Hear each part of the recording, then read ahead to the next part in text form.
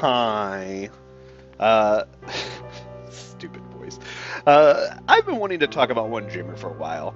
It's a game I played back at the beginning of this year, and I played through, and I essentially was making videos, essentially at least one a week, around, I would say, late March, mid-April, and then mid-April, I put out one more video, and then I haven't touched it since, according to my YouTube. But in reality, I did play it. I recorded video footage for the next episode on the 24th of April, and then I realized, oh, this is the end of the game type area, and I haven't even finished this, and it kind of would lead to a anticlimactic video. So I was like, okay, cool. I'll make the last episode very long. I just don't have time to record it right now.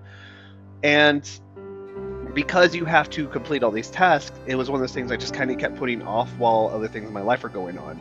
And I finally finished it going from April. I finally played it again on, I think it was July, like mid-July. And whenever I finally finished it, the ending led me with some thoughts. And because of those thoughts and me not knowing exactly what I wanted to do with it, I just did not put together the video. In addition to that, I started making a new game, I would say probably right around the time. I could actually look that up. When did I start making my new game? Because I was working on the game Village Idiot for quite a while, and then essentially I started a new game. Let's see, when was this first part published? September 5th. So not exactly at the end of me, not exactly July, but so like a month or so after, or a month and a half after I finished the game, I started a brand new game. The previous game I was working on, I was in this lull where there was just so much I needed to do, and at the beginning of the last episode, I of my series, I left in the clip where Frank says the last 10% takes 90% of the work, and that's kind of where I was at. Village Idiot, I've got all the gameplay down, I've got so many systems in place, but there's so much details that I need to put in the game. I need to do dialogue for all the characters, I need to do 10 days worth of dialogue for each character and make sure like trading sequences work and stuff, and that overwhelmed me, and that project is kind of just on hold because of it. Then one day I started thinking, I have a whole nother video series on the game I'm making right now, Zoha, Zombies in the One Hand Army, where I came up with this concept for a game, and it's one that doesn't really involve story. Yeah, there's a minor story going on in my head that is nowhere in the game whatsoever. It literally doesn't really matter. It's the game itself is just about the game. And I decided to work on that instead because it's something that I could actually relatively put out a alpha demo test for, to have like my friends and my wife play and everything. And I'm actually almost at that stage. I literally have 2 more things I got to do, and I already have a alpha test of sorts out, and I would just like, it's a little bit slow. Let's speed it up a bit and do this and this and this, and then I'll probably be done. And it's not, that's less perfectionist side of me. It's more bugs and, oh, I forgot to add this, which is something very important for the player to be able to see, such as seeing the player's health instead of just knowing how many hits you took. Things like that. And this kind of coincides with the ending of One Dreamer.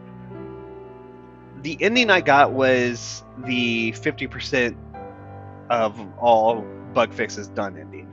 I'm assuming there's a separate ending with, if you do 100% of the bug fixes, where the game becomes a critical and commercial success, and by Frank Luna's definition, a cosmic success. With doing only 50% and saying, okay, cool, you're done, here's the last bug, and publish, the game is lauded as a commercial failure, but you still see all these people enjoying and using it in the final cutscene, and it giving them a way to connect people throughout all, I was about to say space and time, but really just throughout space and all over the world. There's a scene where a father's apologizing to his daughter and talking about how he'll definitely be there for his birthday, but they at least get to interact. There's scenes of people planning dev work from across the globe with even using ASL to communicate versus just sending emails and things like that. You see these people enjoying this game and this project within the world of One Dreamer, and it's still considered quote unquote a commercial failure. But Frank decides that by his and Luna's standards, the game would be a cosmic success, because eventually he realizes that the goal isn't to make a commercial success, it's to make the game that him and Luna wanted to make in the first place. At least that was my takeaway from it. And I think there's a better message in that than the game having to be a commercial success. Commercial success does mean, oh, hey, maybe I could quit my full-time job and focus entirely on game dev, which is already a volatile career. And if you're like me, I'm working on Zoha just purely out of just fun and just I had this idea, why not try it? To me, the idea of this game doesn't have to be a commercial success for it to be a fun game that other people enjoy is a much more relatable message, and I think it's a better message overall. A lot of games, you get to that final 10%, and it doesn't even have to be games. A lot of projects, you'll get to that final 10%, and you'll have like, okay, there's this whole list of things I need to do in order for this to be perfect, and if you don't do that, guess what? This won't be perfect, and I will be disappointed in ever putting it out, so I'm not going to. And then the list of things that you need to do just keeps increasing, and it eventually keeps having you push back the game, push back the project, your story, book, artwork, whatever you're building, anything that you're working on creatively, and it dissuades you. It almost encourages you to stop working on it. And I don't remember where I read it, but I've seen the idea of it doesn't have to be perfect, it just has to be released. And that's where I'm going with Zoha. I don't care that the art's not amazing. I'm half tempted to not even to do like anything crazy for the character model, and instead of doing like all these animations for like reloading weapons, just have a little spinny circle thingy that indicates that you're reloading. At this point, it's like, if I focus so much on the meticulous details, the game will never get released. And that in and of itself, especially as just like any dev that's just trying to put out some kind of simple project, a proof of concept even, is you need the mindset of it doesn't have to be perfect in order for you to release it, in order to actually make progress sometimes. And sure, I might release this in quote unquote an unfinished state and just have like, one or two maps, a couple guns, a rudimentary upgrade system, but it's at least out there for people who, you never know, someone might be like, oh my god, this is exactly the kind of game I've been looking for to play. I can't believe it took this long for it to come out.